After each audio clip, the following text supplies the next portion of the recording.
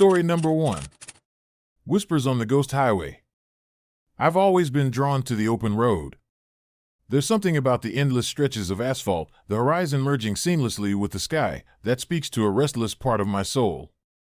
But nothing could have prepared me for the eerie experiences I had on what the locals ominously call the Ghost Highway in Montana.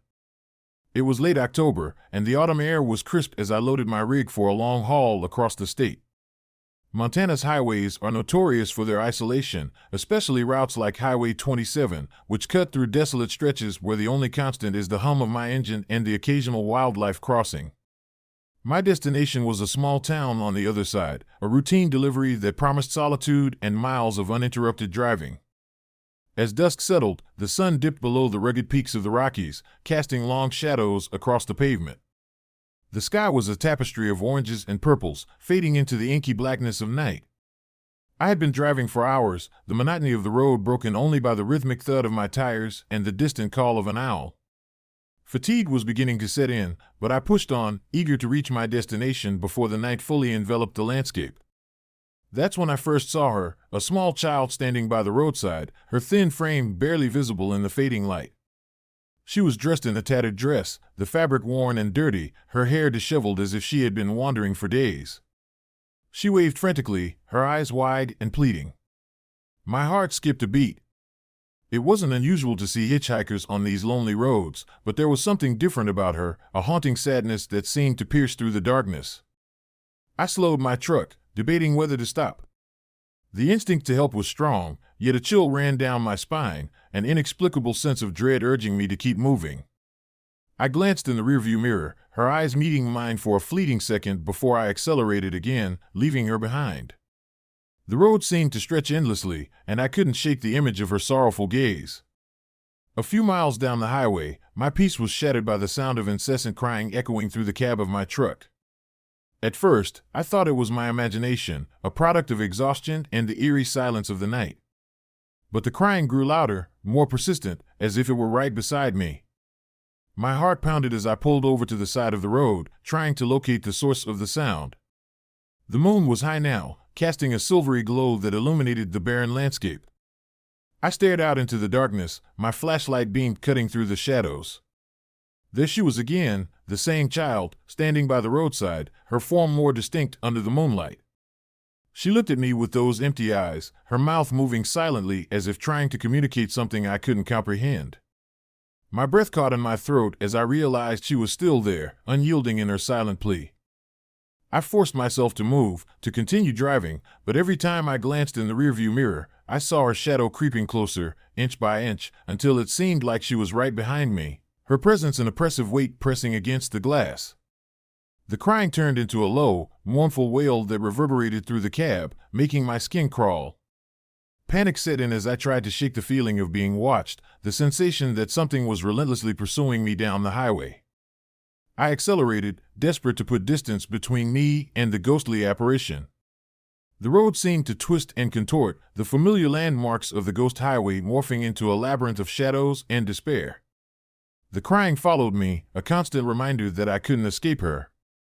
My mind raced, grappling with fear and disbelief. Was this some kind of hallucination?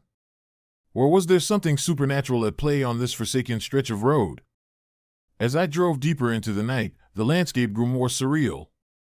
The trees lining the highway swayed unnaturally, their branches reaching out like skeletal fingers.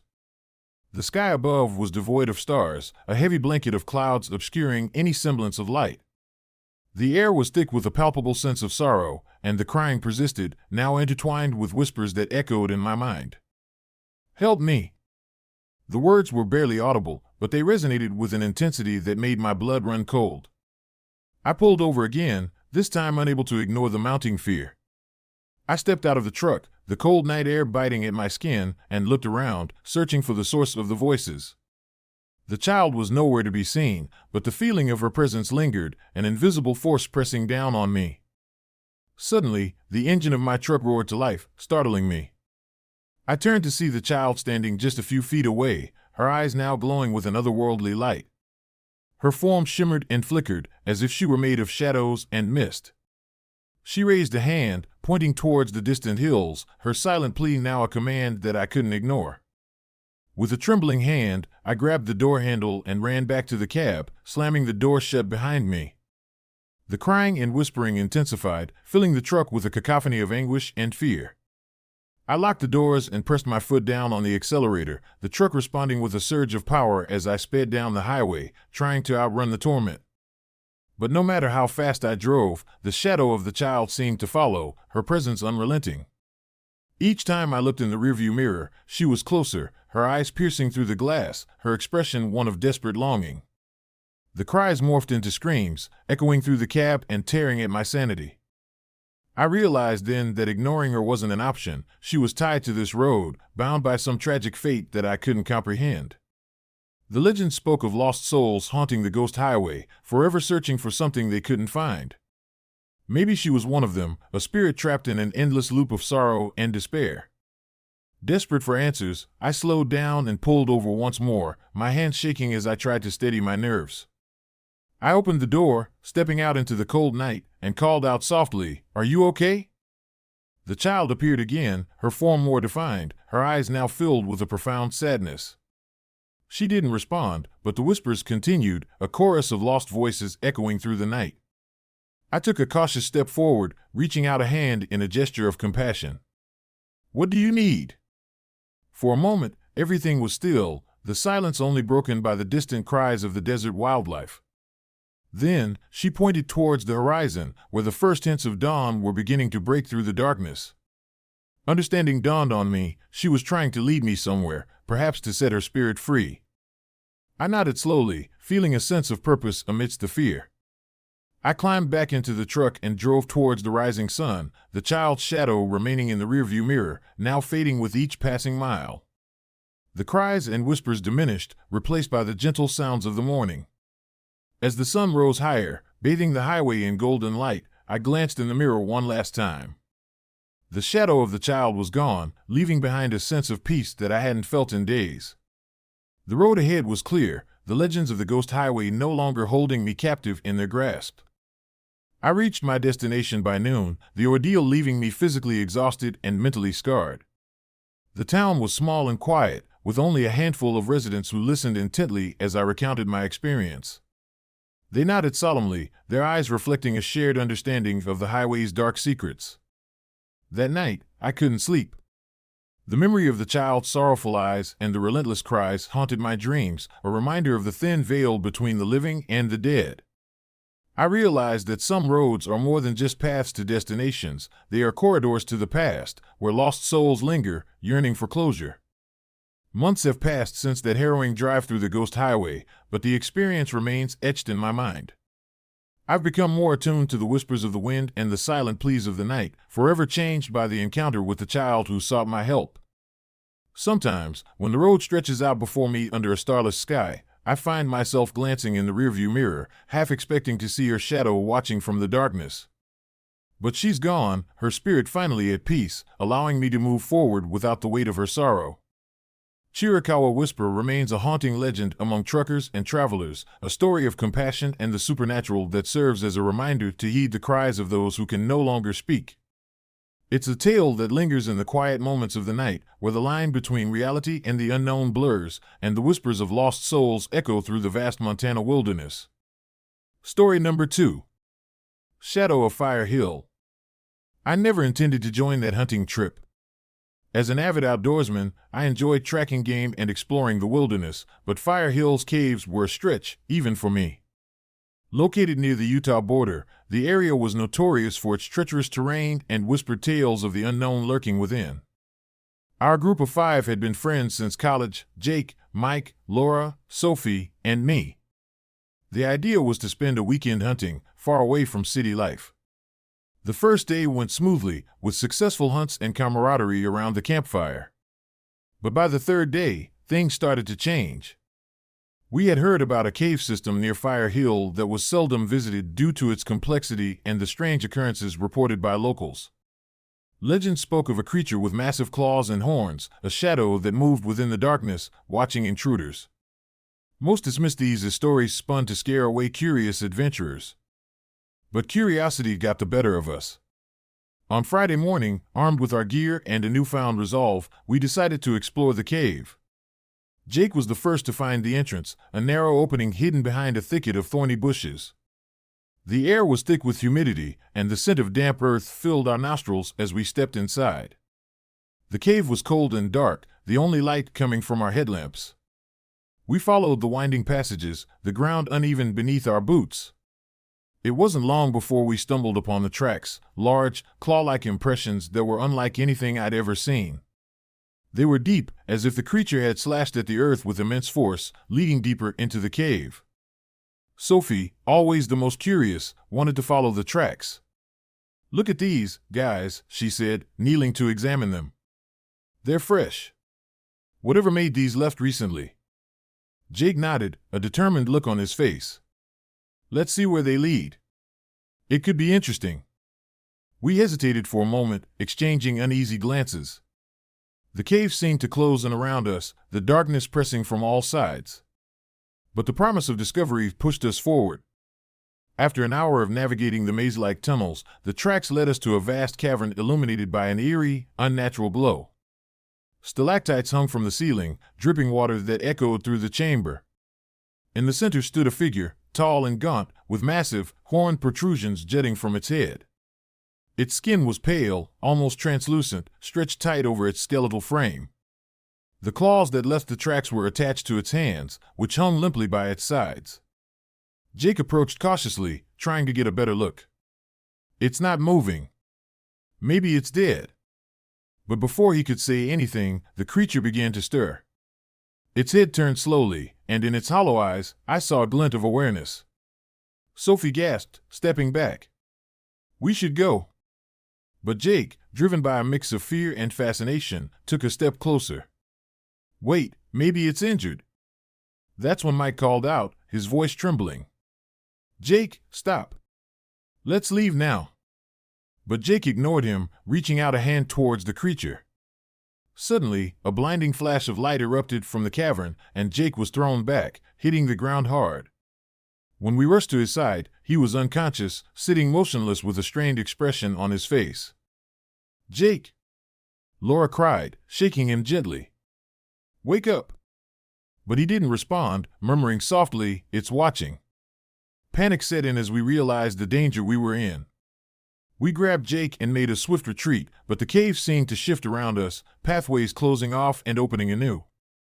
The tracks that had led us in now seemed to lead us deeper, ensnaring us in a maze of stone and darkness.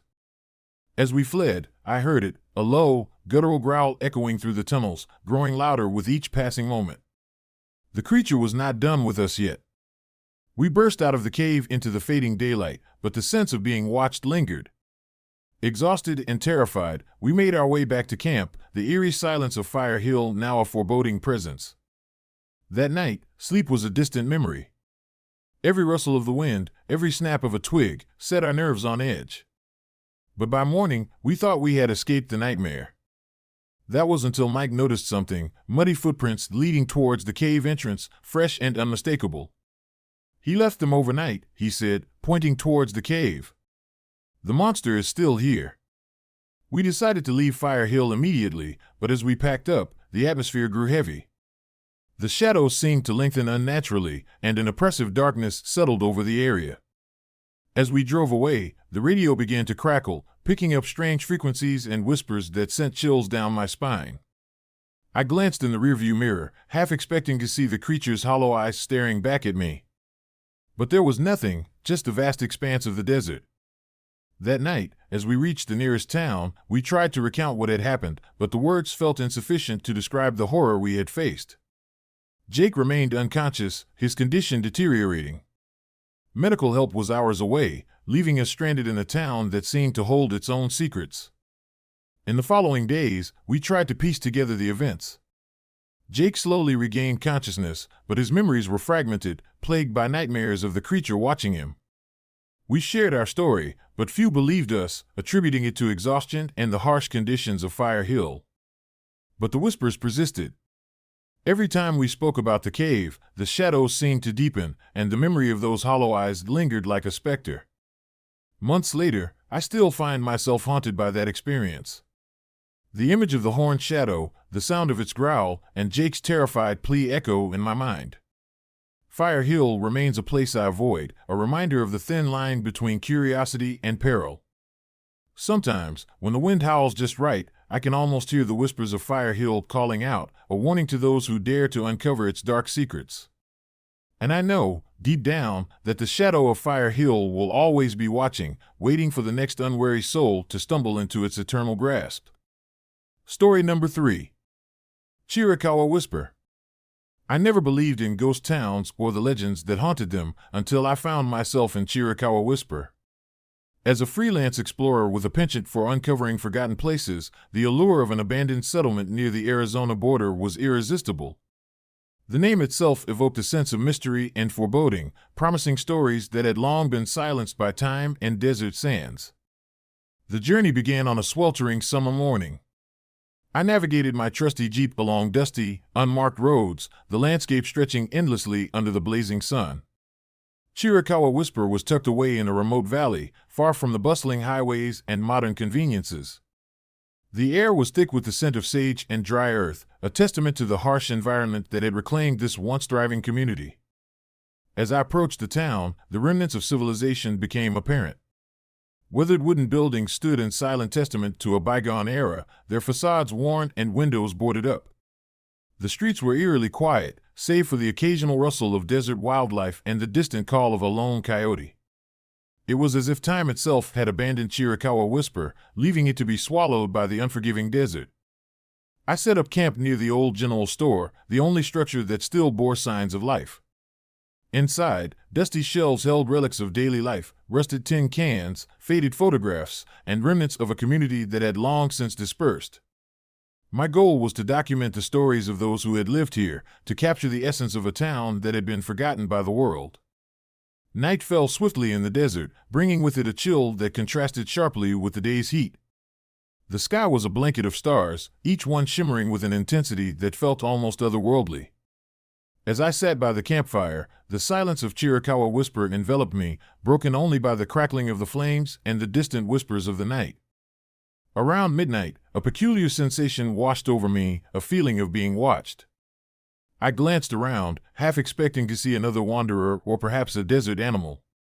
But the town remained silent, its empty streets stretching out in all directions. That's when I heard it, a soft, barely audible whisper, calling my name. Alex. Alex. My heart skipped a beat. I wasn't sure if my mind was playing tricks on me, fueled by isolation and the oppressive heat. Determined to rationalize the experience, I shook my head and focused on my notes. But the whisper came again, clearer this time, echoing through the stillness. Alex. Alex. I grabbed my flashlight and stepped out of my tent, the beam cutting through the darkness. The streets were deserted, shadows dancing eerily under the faint light of the moon. I called out softly, "Who's there?" but received no response. The only sound was the persistent whisper, urging me to follow. Curiosity mingled with unease as I ventured down the main street, the gravel crunching under my boots. The whispers seemed to guide me, pulling me towards the heart of the town. As I walked, the streets began to loop, each turn bringing me back to where I started. It was as if Chiricahua Whisper was a labyrinth designed to trap unwary souls. Frustration mounted as I tried to navigate the endless loops, the whispers growing louder and more insistent. Alex. Alex. Don't stop. Don't stop. In the distance, I saw a figure standing beneath a street lamp. A tall, thin man with a wide-brimmed hat, his silhouette stark against the pale light. He stood motionless, staring silently into the darkness. His presence was both captivating and chilling, an embodiment of the town's lingering sorrow. I approached cautiously, the whispers now forming a haunting chorus around me. The man remained still, his empty eyes seeming to bore into my very soul.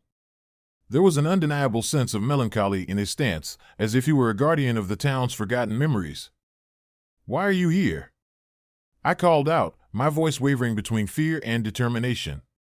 He remained silent, but the whispers intensified, filling the air with an eerie resonance. Alex. Alex. Stay. Stay with us. Panic surged through me. I turned to run, but the streets twisted and turned, leading me deeper into the maze of Chiricahua Whisper. The man followed, his presence a constant reminder that leaving was not as simple as turning around. Every attempt to escape only seemed to pull me further into the town's embrace.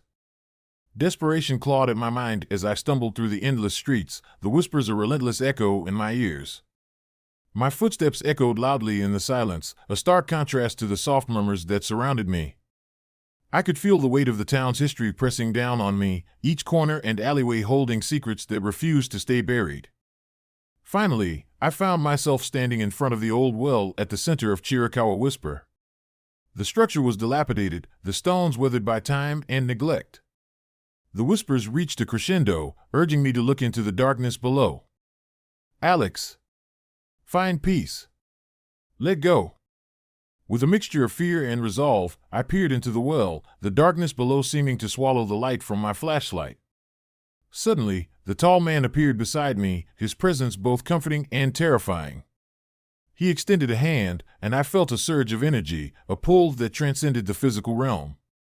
I knew then that Chiricahua Whisper was more than just an abandoned town. It was a place where lost souls lingered, trapped between worlds, unable to move on. The man without eyes was a sentinel, ensuring that no one disturbed the delicate balance that held the town in its spectral grip. Summoning every ounce of strength, I turned away from the well, determined to break free from the town's sinister hold. The whispers began to fade, the loops of the streets unraveling as I focused on finding a way out. The man watched silently, his presence a reminder of the town's tragic past. As dawn broke, the first rays of sunlight pierced through the darkness, casting long shadows that seemed to dissolve the night's illusions. The streets of Chiricahua Whisper began to straighten, leading me towards the edge of the town. The man watched until I was a safe distance away, then vanished into the morning light.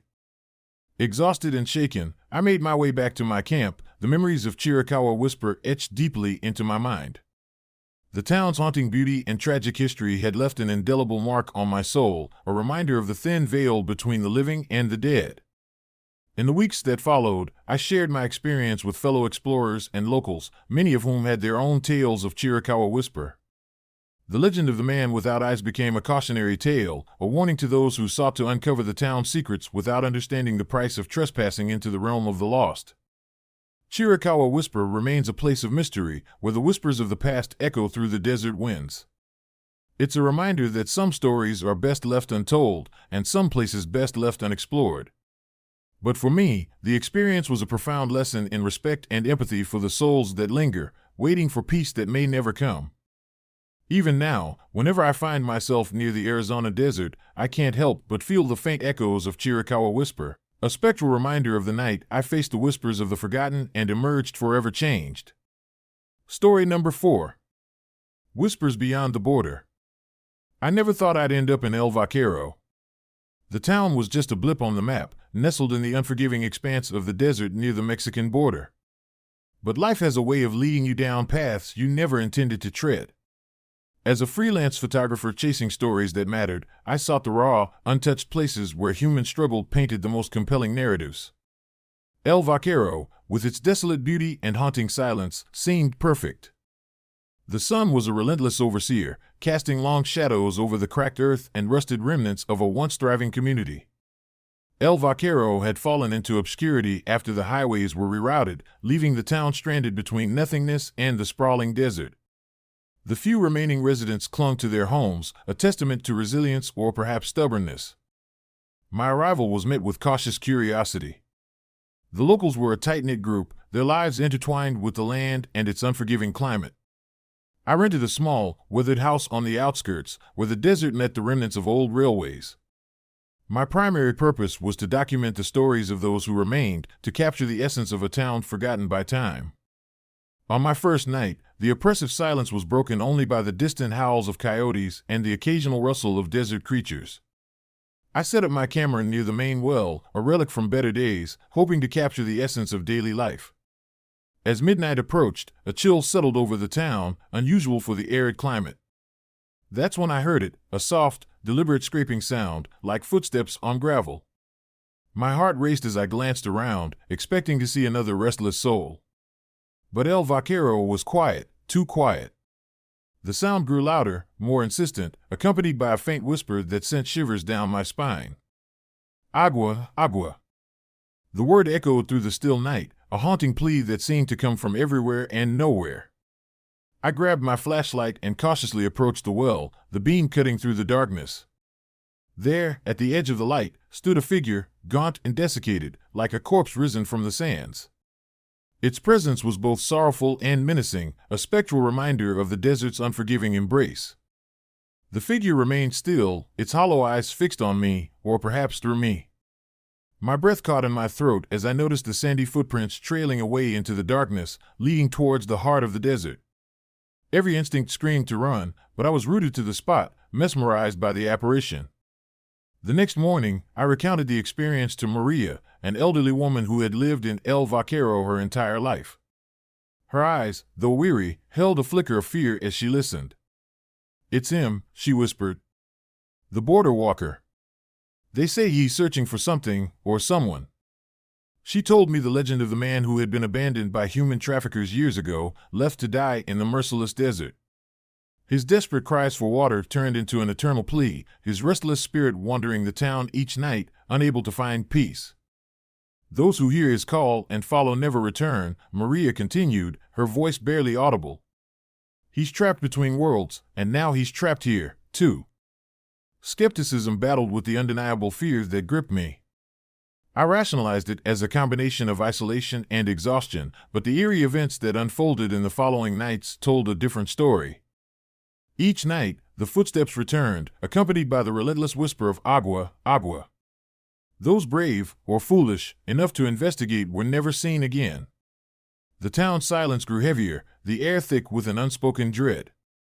Doors were bolted, windows shuttered, and the streets emptied as darkness fell. Determined to uncover the truth, I delved into the town's history, piecing together fragments of the past. El Vaquero had been a hub for migrants attempting to cross the border, many falling victim to human traffickers. The desert, a vast and unforgiving expanse, claimed countless lives, leaving behind stories of desperation and loss. One evening, fueled by a mix of fear and determination, I decided to follow the footprints.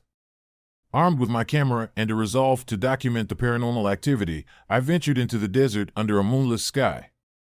The silence was oppressive, broken only by the distant whispers that seemed to beckon me forward. The footprints led me deeper into the wilderness, the sand shifting beneath my feet with each step. The air grew colder, the oppressive heat of the desert giving way to an unnatural chill. My flashlight flickered, casting eerie shadows that danced on the dunes. As I pressed on, the whispers intensified, surrounding me from all sides. Agua, agua. The words were no longer a plea but a command, urging me to continue. My mind raced, torn between the urge to flee and the compulsion to uncover the mystery that held the town in its grip. Finally, I reached a secluded area where the sand gave way to rocky outcrops. There, illuminated by the faint light of my flashlight, stood an old, dilapidated well.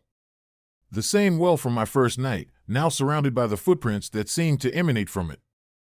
The air was thick with a palpable energy, a sense of longing and sorrow that weighed heavily on my soul. I approached the well cautiously, peering into its depths. The darkness was impenetrable, swallowing the light from above. Suddenly, the whisper ceased, replaced by a deafening silence that pressed against my ears. My breath quickened as I sensed a presence behind me. Turning slowly, I faced the spectral figure once more. This time, it wasn't alone. Figures began to materialize around me, ghostly apparitions of those who had perished in the desert, their hollow eyes reflecting the same desperation I felt. They reached out, their transparent hands grasping at the air, yearning for something beyond their ethereal existence. Agua, agua. The chorus of voices filled the night, a haunting melody of loss and eternal longing. I realized then that the border walker wasn't just a single spirit but a manifestation of all the souls lost in the desert, trapped in an endless cycle of searching for water, searching for salvation. Panic surged through me as the apparitions advanced, their presence overwhelming. I stumbled back, tripping over loose rocks, the weight of their gazes bearing down on me. Desperation fueled my movements as I scrambled to my feet, the urge to escape overpowering any remaining sense of reason. As I fled, the whispers followed, echoing in my mind long after I left the confines of the desert. The footprints seemed to stretch endlessly, a path of sorrow and entrapment that no one could truly escape. I reached the edge of El Vaquero, gasping for breath, the town now bathed in the pale light of dawn. In the days that followed, the events of those nights haunted me. Sleep eluded me, replaced by vivid nightmares of endless deserts and hollow-eyed spirits. I knew I couldn't stay in El Vaquero any longer. The town's dark history had ensnared me, its spectral inhabitants leaving an indelible mark on my soul. Before I left, I visited Maria once more. Her eyes held a mix of sorrow and understanding as I recounted my experiences. "You tried to help," she said softly. "But some things are beyond our control. The desert takes what it wants, and sometimes it takes more than just lives." I nodded, the weight of her words settling heavily on my shoulders. As I drove away, the sun rose higher, casting its unforgiving light on the path ahead. El Vaquero faded into the distance, but the whispers remained, a constant reminder of the thin veil between the living and the lost. Years have passed since that harrowing summer, but the memory of El Vaquero lingers like a ghost of its own. Sometimes, on quiet nights, I swear I can hear the distant echoes of footsteps and the relentless plea for water, carried on the wind from places best left forgotten. The desert holds its secrets tightly, and some stories, once uncovered, never truly fade away. Story number 5. Eyes of the Black Valley. I never intended to become one of those stories they whisper about, the ones that make you shiver when the wind howls just right. But there I was, standing at the edge of Black Valley, Nevada, with nothing but a map, a borrowed truck, and a stubborn need to escape the chaos of city life. The valley was notorious among locals, a forgotten stretch of land far from any town, where the desert met desolation. My journey began as a way to clear my mind. The constant buzz of traffic, the never-ending deadlines, and the suffocating pace had left me drained. I needed solitude, a place where I could breathe and perhaps find inspiration for my writing. Black Valley seemed perfect, remote, untouched, and shrouded in an eerie stillness that promised peace. The first day was uneventful. The sun blazed overhead, casting long shadows over the rugged terrain.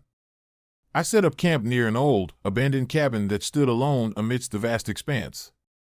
Its windows were boarded up, and the door hung crookedly on its hinges, creaking with every gust of wind. Ignoring the unsettling feeling that gnawed at me, I decided to explore the surroundings. As night fell, the temperature plummeted, and the desert transformed under the blanket of darkness. The sky was a tapestry of stars, but even they seemed distant, obscured by the oppressive silence. I sat by the campfire, the flames dancing and casting flickering shadows that played tricks on my weary mind.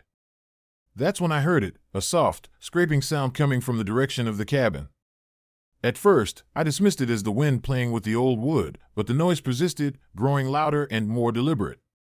My heart pounded as I strained my ears, trying to decipher the source. Summoning my courage, I grabbed a flashlight and approached the cabin. The beam cut through the darkness, revealing the decrepit structure in all its forlorn glory. I pushed the door open, the hinges protesting loudly, and stepped inside. The air was thick with dust, and the scent of decay permeated the space. Nothing seemed out of place until I noticed the footprints on the floor, deep, muddy impressions leading from the entrance to a room at the back. Curiosity overcame caution. I followed the trail, the flashlight trembling in my hand. The footprints stopped abruptly, as if the traveler had vanished into thin air. A chill ran down my spine, and I felt an inexplicable presence watching me. Ignoring the unease, I decided to rest for the night, convinced that whatever it was, it posed no threat. Sleep, however, was elusive. Every creak of the cabin, every rustle of the desert wind kept me on edge. Around midnight, a piercing whistle shattered the silence, a sound reminiscent of a train passing through, but there were no tracks nearby. My heart raced as I remembered the local legend of the ghost train that once met a tragic end in Black Valley. Unable to shake the feeling that I wasn't alone, I wrapped myself in a blanket and tried to calm my racing thoughts. That's when I saw it, a shadowy figure standing at the window, silhouetted against the darkness outside. My breath caught in my throat as I realized the figure lacked eyes. Two deep voids where eyes should have been stared back at me, empty and haunting. Frozen in fear, I watched as the figure raised a hand, pointing directly at me. The temperature in the room plummeted, and the air grew heavy with an oppressive weight. I turned to run, but my legs refused to move. The figure began to move closer, its presence becoming more tangible, more menacing with each passing second. In a surge of adrenaline, I broke free from my paralysis and bolted out of the cabin, the flashlight slipping from my grasp. The desert seemed to twist and contort around me, the landscape unfamiliar and nightmarish. I sprinted towards my truck, heart pounding in my ears, every step fueled by sheer panic. Reaching the vehicle, I fumbled with the keys, finally managing to unlock the door. As I started the engine, the sound of the ghostly footsteps echoed behind me, growing louder, more persistent. I glanced in the rearview mirror and saw the figure standing at the edge of the valley, watching me with its empty sockets. The engine sputtered, and the truck hesitated before moving forward. My desperation surged as I pressed the accelerator, the vehicle lurching to life. But no matter how hard I tried, the truck wouldn't go faster. The figure began to approach, its footsteps matching the rhythm of my racing heart. In a final act of defiance, I slammed on the brakes, forcing the truck to skid to a halt. The headlights illuminated the figure now standing mere feet away, its presence overwhelming.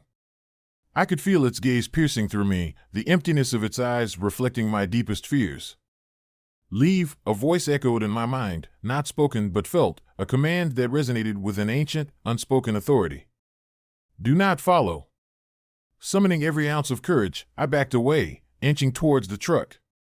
The figure extended a hand, and in that moment, I understood, the man without eyes was not just a specter of fear but a guardian of the valley, ensuring that no one disturbed the peace that had been stolen so long ago.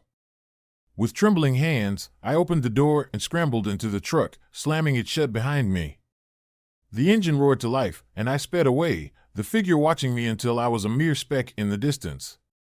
The truck finally gained momentum, and the oppressive weight lifted, replaced by the relentless expanse of the desert. I didn't stop driving until the first light of dawn touched the horizon, painting the sky with hues of orange and pink. As I looked back, the valley lay silent, the cabin now just a shadow among shadows. The memory of those hollow eyes lingered, a reminder of the thin veil between the living and the dead. Days later, back in the safety of the city, I couldn't shake the experience. Sleep was elusive, haunted by dreams of the eyeless man and the desolate valley. Determined to understand, I delved into the history of Black Valley, uncovering a tale of tragedy and loss. Decades ago, the valley was home to a solitary man named Elias Grayson, a recluse who lived in the very cabin I had stayed in. Whispers of madness and dark rituals surrounded him, but the truth was far more sinister. One fateful night, a fire broke out, consuming the cabin and trapping Elias inside. The town, gripped by fear and superstition, believed he had made a pact with dark forces, leading to his eternal torment as a ghostly guardian. The sightings of the eyeless man were not mere folklore but a testament to Elias's restless spirit, bound to protect the valley from intruders. His empty eyes were a symbol of his lost humanity, forever watching, forever guarding. Years have passed since that harrowing night, but the memory remains etched in my mind. I often wonder if Elias still stands at the edge of Black Valley, eyes devoid of life, ensuring that his sanctuary remains untouched. The desert remains a place of mystery, where the lines between reality and legend blur under the vast Nevada sky. Sometimes, when the wind whispers through the canyons, I can almost hear the soft scraping of footsteps, a haunting reminder of the night I faced the eyes that saw too much, eyes that would watch me until the end of my days. Story number 6. The Ghost Train of Ashwood Rails. I never planned to stay in Ashwood, not really. It was supposed to be a brief stint, a few months managing the old family diner until my uncle could sort out his health issues. But Ashwood has a way of clinging to you, like the persistent scent of diesel and decaying wood that permeates the abandoned town. Ashwood, once a thriving railroad hub in the heart of Texas, had been left to rot when the tracks were abandoned decades ago. The town's lifeblood had been the railway, and when the train stopped running, so did Ashwood's heartbeat. Now, all that remained were crumbling buildings, overgrown sidewalks, and the rusted rails that snaked through the desert like forgotten veins. The locals were a tight-knit bunch, reluctant to share their stories with outsiders. They spoke in hushed tones about the nights when the train whistles echoed through the empty streets and flickering lights danced along the rusted tracks. I dismissed these tales as mere folklore, the product of an overactive imagination fueled by isolation and time. But Ashwood had other plans for me. It was a moonless night in late October when I first heard the whistle. I was closing up the diner, the familiar clinking of utensils and the low hum of the refrigerator my only companions. As I wiped down the counters, a piercing wail sliced through the silence, making my skin crawl. I glanced out the window, half expecting to see some prankster with a speaker system. Nothing. Just the darkness stretching out into the desert. Shaking off the unease, I locked up and trudged down the deserted street to my rented house, a dilapidated shack that creaked and groaned with every gust of wind. The whistle echoed again, closer this time, accompanied by the rhythmic clatter of wheels on tracks. My heart raced as I remembered the local legend, the ghost train of Ashwood rails. According to the stories, decades ago, a prisoner train carrying convicted felons met a tragic end near the town. A massive fire broke out, engulfing the cars in flames as they sped through Ashwood. The train never reached its destination, and the wreckage remains to this day, a permanent scar on the landscape. Some say the souls of those who perished still ride the rails, doomed to relive their final moments forever. I chuckled nervously, convincing myself it was just the wind and my imagination. Yet, as the night deepened, the sounds persisted. The whistle wailed mournfully, and intermittent lights flickered along the tracks, casting eerie shadows that danced like specters in the darkness. Sleep eluded me. I paced my small living room, the oppressive silence broken only by the distant cries of coyotes. Every so often, I'd catch a glimpse of movement out of the corner of my eye, figures shrouded in darkness, their eyes glowing like embers. My mind raced with thoughts of running away, but a stubborn resolve kept me tethered to my temporary home. The following nights were no better.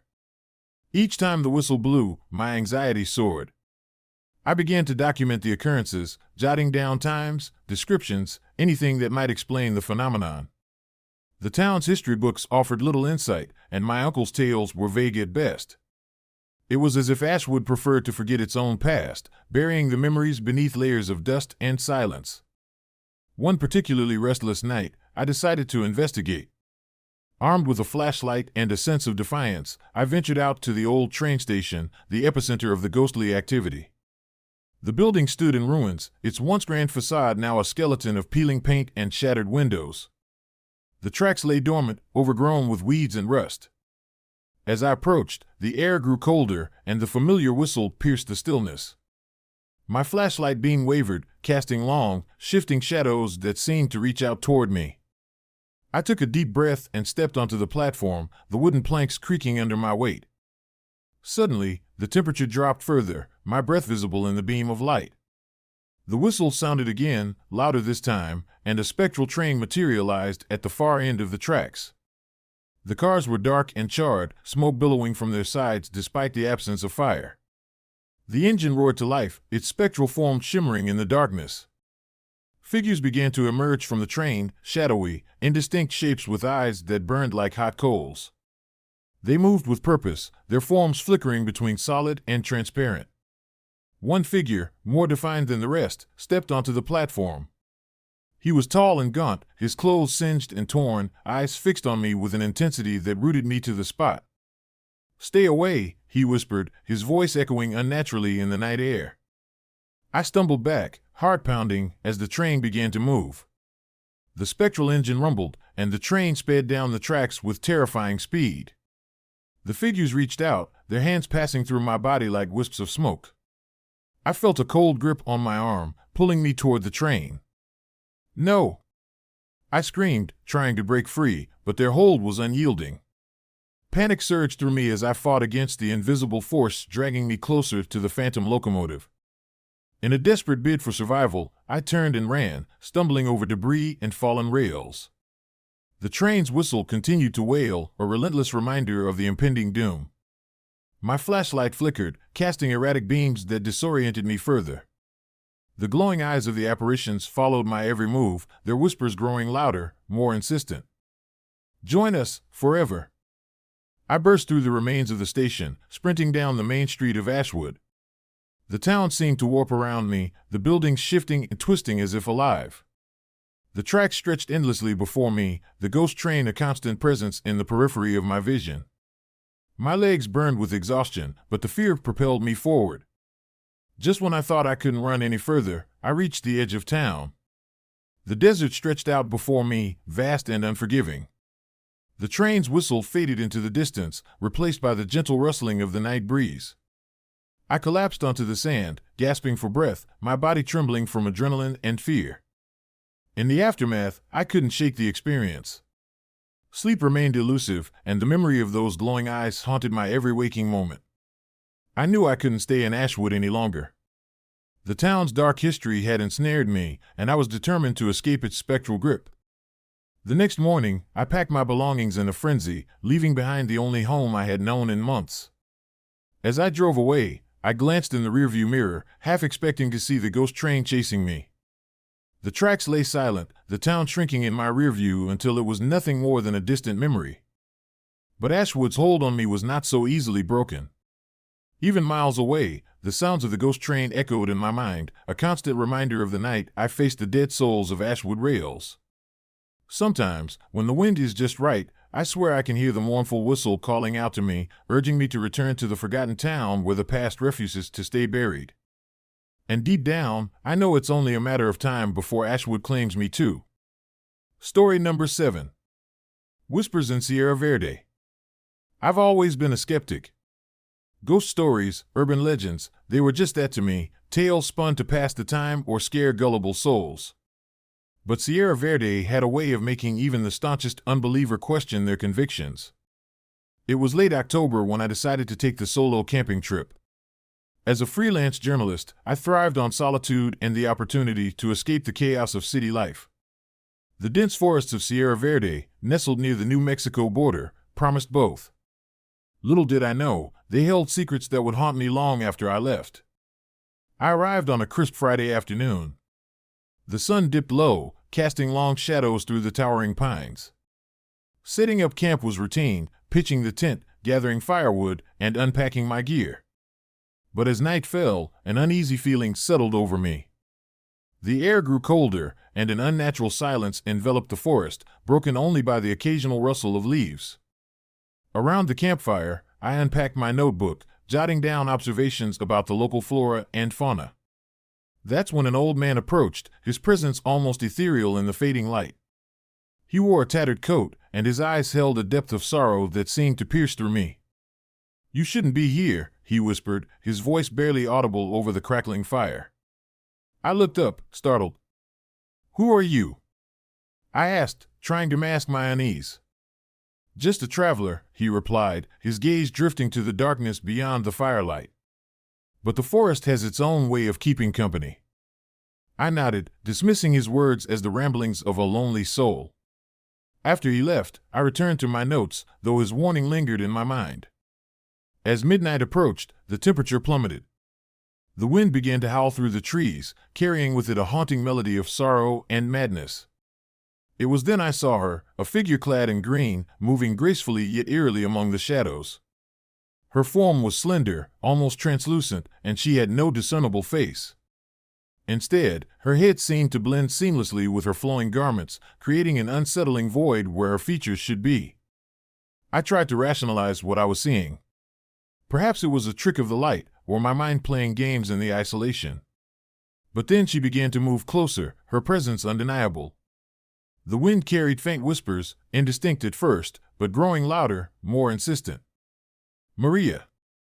I froze. The name echoed in my mind, a call that felt both familiar and distant. Panic surged through me as I remembered the local legends, stories of La Llorona, the weeping woman who roamed these woods, searching for her lost children. But this was different.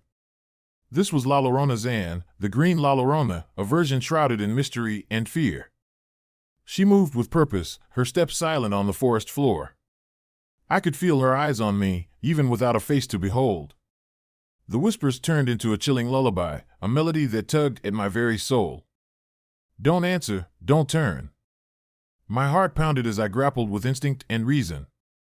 Every fiber of my being screamed to run, yet my legs felt rooted to the spot. She extended a hand, fingers elongated and reaching out as if to pull me into the darkness. I finally broke free from my paralysis, scrambling to my feet and backing away. The whispers intensified, now clearly calling my name, intertwining with the wind's mournful cry. My name. I didn't dare look back. The forest seemed to close in around me, the trees towering like ancient sentinels watching my every move. My breaths came in short, ragged gasps as I navigated the treacherous terrain, branches clawing at my skin, roots threatening to trip me at every step. The path I had taken seemed unfamiliar, twisted by some malevolent force. Time lost all meaning as I wandered deeper into the heart of Sierra Verde, the cries of La Llorona Zand echoing behind me. My mind raced, recalling snippets of local lore I had dismissed before, tales of a woman wronged, her spirit bound to the forest, forever seeking solace or revenge. Hours passed, or perhaps it was minutes, I couldn't tell. The first light of dawn began to pierce through the canopy, offering a glimmer of hope. Exhausted and on the brink of collapse, I stumbled upon a clearing. In the center stood an old, withered tree, its branches gnarled like skeletal hands reaching for the sky. As I approached, the whisper ceased, replaced by an oppressive silence. My legs gave out, and I sank to the ground, gasping for air. It was then I noticed a small, makeshift marker at the base of the tree, crude carvings and offerings left by those who had faced the green La Llorona before me. Gathering what little strength I had left, I sat up and took a moment to compose myself. The forest, now bathed in the soft hues of morning, seemed less menacing, but the memory of her presence lingered like a shadow. I made my way back to my campsite, every step a battle against my own fear and fatigue. By the time I reached the clearing, the sun was fully risen, and the forest seemed to breathe a sigh of relief. Packing up was swift, driven by a desperate need to leave this place behind. As I drove away, the weight of the experience pressed heavily on me. Sierra Verde receded into the distance, but the whispers of La Llorona Zand remained etched in my mind. I knew I wasn't the only one who had encountered her, and perhaps, in some inexplicable way, a part of me had been taken that night. Back in civilization, life returned to its usual rhythm, but the memories of Sierra Verde haunted my nights. I couldn't shake the feeling of being watched, the echo of her whispers lingering in the back of my mind. Months passed, and I tried to move on, burying the experience in the recesses of my memory. But then the nightmares began, visions of the faceless woman in green, her cries piercing the silence of my sleep. Each morning, I woke drenched in sweat, my heart racing from the horrors my mind conjured. Desperate for answers, I returned to Sierra Verde, hoping to find some closure. Visiting the local library, I delved into archives and old newspaper clippings, uncovering the tragic story of Maria Morales. Accused of witchcraft by a fearful community, she was hanged in the very forest that now bore her restless spirit. Her story was a cautionary tale, a reminder of the consequences of prejudice and fear. Determined to find peace, I ventured back into the forest, this time armed with knowledge and a resolve to confront the lingering spirit. As dusk settled, the familiar chill filled the air, and the wind began to whisper once more. Maria. I stood firm, calling out softly, Maria, I know your story. I'm here to listen. The figure emerged from the shadows, her green attire shimmering under the fading light. Her presence was both sorrowful and menacing, but I held my ground. Why do you haunt this place? I asked, my voice steady despite the tremor in my heart. Her form seemed to waver, the faceless visage expressing a depth of emotion words couldn't capture. Slowly, she reached out, not with malice, but with a longing that resonated deeply within me. I'm lost, can't find peace. Understanding washed over me. I'm sorry for what happened to you, Maria. Your story deserves to be heard. A tear, or what would have been a tear, traced down her cheek, and for a moment, I glimpsed a semblance of her former self. The oppressive atmosphere lifted slightly, replaced by a fragile sense of hope. Thank you, she whispered, her voice now a gentle breeze. Maybe now. Before I could respond, she began to fade, her form dissolving into the twilight. The forest seemed to breathe easier, the whispers now a distant memory. I left Sierra Verde with a renewed sense of purpose, dedicating myself to telling Maria's story and honoring her memory. The nightmare ceased, replaced by dreams of a woman finally finding peace. But sometimes, when the wind is just right, I swear I can hear a faint lullaby carried through the trees, a reminder that some spirits linger not out of vengeance, but out of a desperate need to be remembered.